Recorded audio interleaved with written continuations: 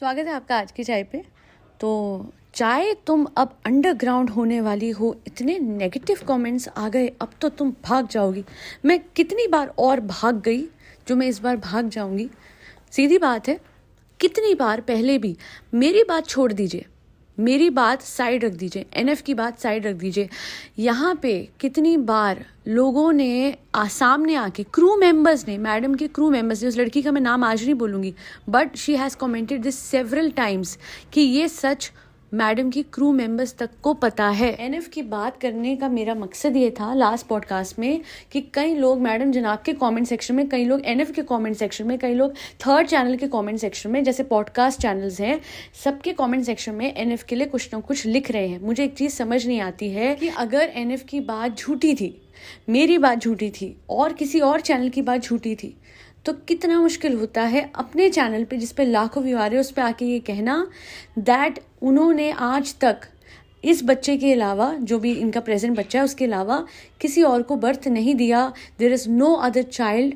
मतलब हमेशा बातें घुमानी है, इस वाले में भी बातें घुमा घुमा के कि किसी औरत का फर्स्ट चाइल्ड को वो बर्थ दे रही है और आप उस औरत को थर्ड पर्सन में आप बात क्यों करते हो। ये मैनिपुलेशन क्यों चलती रहती है हमेशा घुमा फिरा के। क्या लोगों को नहीं पता कि आपकी पहली शादी थी? आपने सीधा बोलना है कि मेरे फर्स्ट शादी से एक्स से कोई भी बच्चा नहीं है, that's it and that's all. यही सिंपल सी लीगल स्टेटमेंट हमको चाहिए, और क्या है। पर नहीं, आज भी इतने सारे कट लगते हैं एक ही वीडियो में और फिर आप कहते हो शक क्यों होता है, शक क्यों होता है। या तो you are beating around the bush क्योंकि मज़ा आता है, व्यूज़ आ रहे हैं। एक कंट्रोवर्सी जिसको उठाने के बाद व्यूज़ बढ़ जाते हैं उसको बैठने ही ना दो, ये मैडम की पॉलिसी है। हालांकि मैं इतना ज़रूर बोलूँगी कि पहले एनएफ के क्लेम के टाइम या मेरे क्लेम के टाइम या किसी और के क्लेम के टाइम भी एक बात हर किसी ने बोली थी कि आपके पास अपनी ज़बान की वर्बल पावर तो है, come forward and decline all of these claims.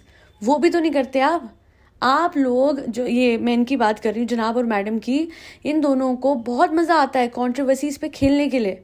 आपकी सिस्टर प्रेग्नेंट होती है, उसको कॉन्ग्रेचुलेट करने के लिए आपका डेडिकेटेड व्लॉग नहीं आता। ऐसे कैसे होता है? हर छोटी सी छोटी चीज़ पे व्लॉग डालने वाले, मेरे बेटे का ये नाम, मेरे बेटे की अनाउंसमेंट, ये वो, मेरी बहन की शादी, अपनी बहन की शादी को मोनेटाइज करने वाला इंसान उसी बहन की इतनी बड़ी खुशखबरी पे खुश नहीं हुआ कि वो इमीडिएटली वीडियो डाल के बोलता दैट ऊपर वाले ने हमें इतनी बड़ी खुशी से नवाजा है, फाइनली बहन के घर खुशी आ रही है। नहीं, गायब, सन्नाटा। और चैनल पे व्लॉग कब आता है? जब इनको किसी ब्रांड से कोई पेड कोलैबोरेशन मिलती है। अब इससे ज़्यादा सेल्फिश तो मैंने किसी को देखा नहीं है होते हुए। और इतना बोलूँगी कि आप लोग अचानक से ये जो Q&A लेके आए हो, इतना बड़ा क्लिकबेट आपने बनाया है, उसका वैसे खास फ़ायदा हुआ नहीं। आप लोगों ने तो सोचा होगा कि मासूम रिश्ते वाला वो क्लैरिफाई हो रहा है, ये 25 लाख, ये 30 लाख, ये 40 लाख भी हो जाएंगे। मतलब मुश्किल से 13 लाख पे अब पहुंचा है, अब जाके पहुंचा है। और 1-1.5 महीने में एक व्लॉग डाल रहे हो, अब इतनी सुस्ती आ गई है। सही बात है, इंसान को जितना मिलता है उतना कम होता है और उसके बाद वो उतना और ज़्यादा लेज़ी होते जाता है। बट एवरीथिंग अपार्ट, मैं कमेंट्स देख रही थी मेरे चैनल पे, आप जनता कितनी भोले हो। आज तक आपकी इस बात को उठाते उठाते 2.5 साल हो चुका है, आज तक इन लोगों को याद नहीं आया इस चीज़ पे डेडिकेटेड कोई व्लॉग बनाने के लिए। अब तो सोचिए कि आज एकदम से क्यों आया। ये आदमी और ये जो मैडम है, ये इतना गिर चुके हैं that now they will use this topic to get views back on their channel. अच्छा, ये है मोडस ऑपरेंडी, ये है इन लोगों की स्ट्रैटेजी। ये तो फिर सबसे ज़्यादा नीचे गिर गए, फ्लाइंग बीस्ट के लेवल से भी नीचे। फ्लाइंग बीस्ट कम से कम बिजनेस तो सेटअप कर रहा है, कोई मेहनत तो कर रहा है। ये लप्पू घर पे बैठे रहता है। और इसके बेटे के हवाले से जो बात है वो मैं नेक्स्ट पॉडकास्ट में लेके आ रही हूँ। आज मैं बहुत सारी मिनी पॉडकास्ट डालूंगी। मुझे बहुत क्लियरली ये बोलना है कि एनएफ पे कोई ठीकरा नहीं फोड़ रहा। ये सारा क्लेम एनएफ के हिस्से नहीं आना चाहिए। There were multiple sources, whether on my channel, whether on Reddit, whether on NF's channel or in the comment section, direct people, direct crew members. Again, crew members का नाम मैं नहीं लूँगी, I'll maintain their safety, but मैंने पास में तो उनको proper due reference देके वो बात mention करी हुई है। उसके बाद भी अगर आप लोगों को इन लोगों का भरोसा करना है तो करो।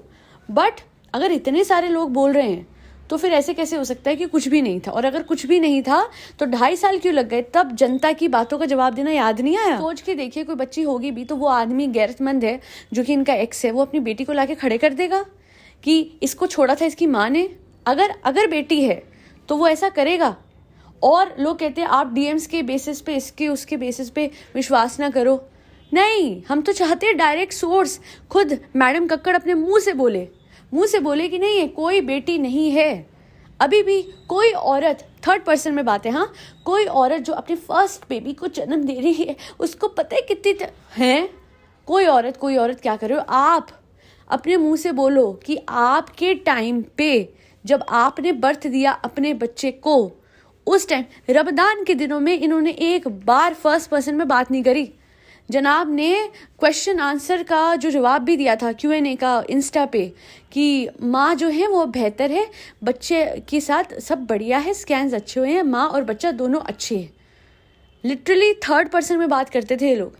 स्कैन कर, पूरे रमदान में स्कैन कराने नहीं गए, पूरे जो दिन होते हैं ईद के। और फिर आप लोग कहते हो शक क्यों ना हो? कौन सी बात पे इनकी शक नहीं होता? या फिर ये बन गए यूट्यूब की राखी सावंत, जिसको मज़ा आता है कंट्रोवर्सीज उठाओ, बदनाम हो जाओ और फिर उस पॉलिसी पे चलो कि बदनाम हुए तो क्या हुआ, नाम तो हुआ है ना, व्यूज़ ही तो चाहिए, अच्छे या बुरे डजंट मैटर। मेडिटेशन का वीडियो दूसरे चैनल पे अपने व्यूअर्स के लिए मैंने डाल दिया। अरे तुम्हें मेडिटेशन करने की जरूरत ना पड़े, तुम इन लोगों की लाइफ पे वीडियो बनाने बंद कर दो। मेरी पूरी लाइफ इनके अराउंड रिवॉल्व नहीं करती। एक 15 मिनट का वीडियो एक दिन में या 2 दिन में या 3 दिन में आता है और उसके बाद मैं मूव ऑन कर जाती हूँ। ये मैडम और जनाब के फैंस हैं जो बैठ के पहले उनके वीडियो देखते हैं, हमें कहते हैं कि आप अपना टाइम वेस्ट कर रहे हो। अच्छा जी, तो आप क्या कर रहे हो? पहले आप उनके वेस्टेड व्लॉग्स देखते हो, उस व्लॉग पे कमेंट करने के लिए टाइम वेस्ट करते हो कि मैडम जैसी बहू किसी को नहीं मिलेगी। फिर यहाँ आते हो, फिर हमारे पॉडकास्ट देखते हो, फिर यहाँ हेट कमेंट करते हो। मुझे एक बात समझ नहीं आती है, इतना एक्स्ट्रा वक्त कहाँ से आता है? मैं तो सीधी बात है, मैं तो इनके व्लॉग भी नहीं देखती अब। मैं जितना हो सकता है स्किप करके देखती हूँ। क्या व्लॉग देखूँ? पेड कोलैबोरेशन वाला पार्ट देखूँ, या जहाँ बच्चे को यूज़ किया जा रहा है कंटेंट के लिए वो देखूँ, या जहाँ पे झूठ बोला जा रहा है वो देखूँ? तो मुझे कोई शौक नहीं है इनके व्लॉग देखने का। मैक्सिमम 2x स्पीड पे मैं देख लेती हूँ। हाँ यही सुनाई देता है मुझे, है ना, है ही क्या, मम्मी बच्चा बच्चा, मम्मी बच्चा, लप्पू जनाब मम्मी बच्चा बच्चा, भरम दादा बच्चा, मम्मी पापा, हो गया खत्म। अम्मी कहाँ गई? आइडल सास की बड़ी सेवा की जाती थी, अब तो उनकी शक्ल नहीं दिखती व्लॉग्स में। हो गया, है ना, यूज एंड थ्रो करते हैं ये लोग। और ये समझ में आ रहा है, चाहे डिज़ाइनर हो, चाहे आर्किटेक्ट हो, चाहे घर के रेनोवेशन वाले हो, चाहे सोफे वाले हो, चाहे गाड़ी वाले हो, सबको इनसे दिक्कत हो जाती है। साहिबा का एडिटर कहाँ गया? रातों रात लोग गायब हो जाते हैं इनके व्लॉग से और कोई जवाबदेही नहीं है इन लोगों की। और उसके बाद कहा जाता है कि ये लोग बहुत अच्छे हैं, दे आर एंजल्स। आज के लिए इतना ही। नेक्स्ट पॉडकास्ट में एक बहुत इंपॉर्टेंट बात बच्चे के हवाले से हाईलाइट करना चाहूँगी। दाल बी ऑल, जय श्री राम, राधे राधे, हरे कृष्णा। फरी बच्चों को खाना खिलाना मत भूलिएगा, जिसमें कैट्स, डॉग्स, गौ माता और बर्ड्स सब आते हैं। वापस से जय श्री राम, राधे राधे, हरे कृष्णा, जय माता दी।